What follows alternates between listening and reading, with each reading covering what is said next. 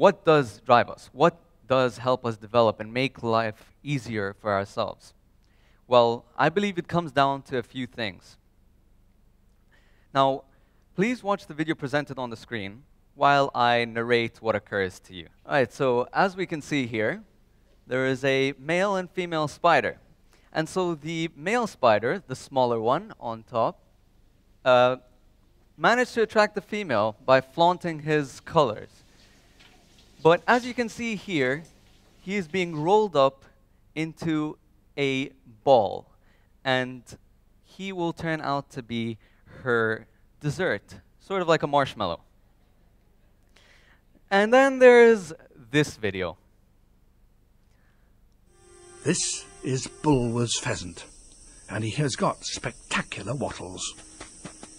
He's impressive enough when he's going about his normal business, but when she is around, he gets very excited indeed.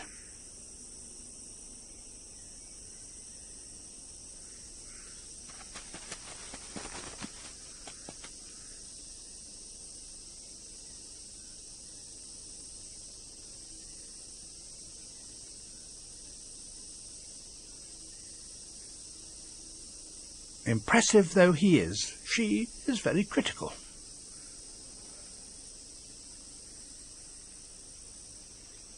He's not good enough, it seems. Don't ask me about what that whole thing was, because I have no idea.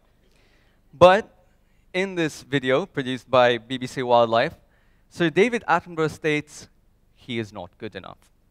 And this brings me to competition. It is natural within every species.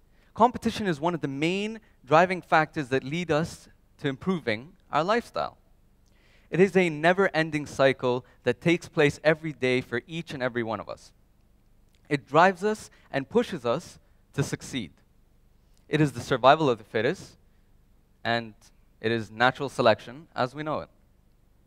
So people working jobs throughout every day of their lives deal with this. And they're always trying to impress, constantly trying to flourish within their workspace, attempting to stand out from everyone else, And in order to gain that attention and potentially a promotion as well, this is because us as humans, we crave recognition. And as we continue to compete with each other, we achieve more and more. Our lives become easier. The intensity increases as the smarter we get. We gain more knowledge as more research is done and more discoveries are made. This further relates back to science.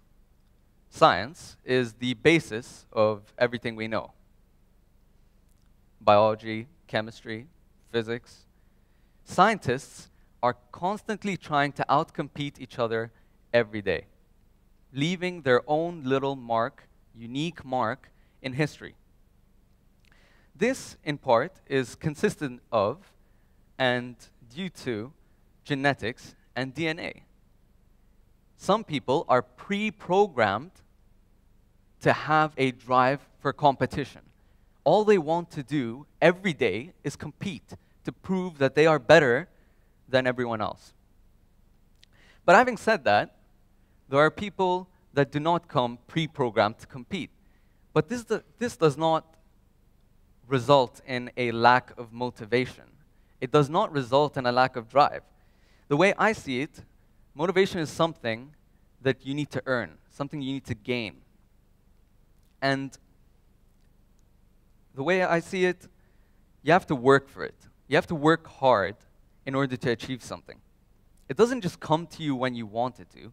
Otherwise, we'd all be Steve Jobses and Bill Gates, and we'd all be billionaires, and it wouldn't be special anymore.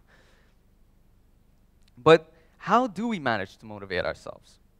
Well, one of the answers is competition, which I've already talked about. But there are several other factors. One of them, I find, is fear of failure. And this is personal to me as well, because I think about this every day, and it is what drives me. I did mention that we crave recognition, but we don't only need it when we succeed and go above and beyond. but we also crave recognition and want it when we complete a hard task. Whenever you're attempting to complete a task that is so hard that you barely manage to complete it at the end, you want recognition. That is what you crave. And so nobody wants to be considered a failure by anyone else, by their peers, by their families, or even by themselves. So I personally don't want to be the person within a team or a group or workspace that is considered the failure. I want to be the person that is relied upon and given tasks, rather than not relied upon because they have a reputation for not fulfilling tasks successfully. And I don't even want to be the person who misses out on important opportunities because of that reputation. Opportunities that can land me in places later on in life. I'm sure you could agree, especially those of you that have ever been in that situation. But now try to imagine this. Try to imagine yourself in a situation where you're exhausted and you're trying to complete a task, but it's just not working out. You're close to the end, but you don't know what to do next. And suddenly, you get that little boost of motivation, that little push forward, that energy that's suddenly supplied to your brain that drives you forward, and you complete that task. That is because of fear of failure. You're too afraid to fail. You don't want to be known as the failure. And it is quite powerful, this fear of failure that we have. And it's extremely influential within our lives. That's not the only thing I want to talk to you about. There is another factor that is also extremely important. Failure isn't pleasant, so I don't want to leave you on that note. But the other factor is, and it's having a dream. Every person in this audience has their own dream, their own perception of what life should be like later on. And so, now as humans, we always try to achieve something, no matter what it is. Try to think of a time when you've either gone to the gym or worked out. You feel that little boost of energy at the end as well, where you feel happy, you feel enlightened. That is because of a neurotransmitter in your brain called dopamine. Neurotransmitters are the chemicals that are injected into your brain through glands that allow you to feel different things. Everything you feel is in fact a chemical reaction. Now, dopamine used to be considered the feel-good chemical. And this is because every time you completed a task, you would get a little hit of dopamine in your brain, which would make you feel happy. And so, I wanted to go from talking about this good feeling, this dopamine, and how you can actually control that. Because it is controllable. People can use their brains, the hormones, to their advantage.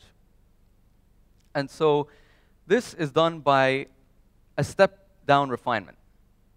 You take a large task, maybe your end goal, maybe the goal for the end of the month or the end of the year, and you break it down. You break it down into small individual tasks that you can divide and conquer. And so, with these tasks, you slowly train yourself to be happy once you achieve and complete that task. You slowly train yourself to become more motivated.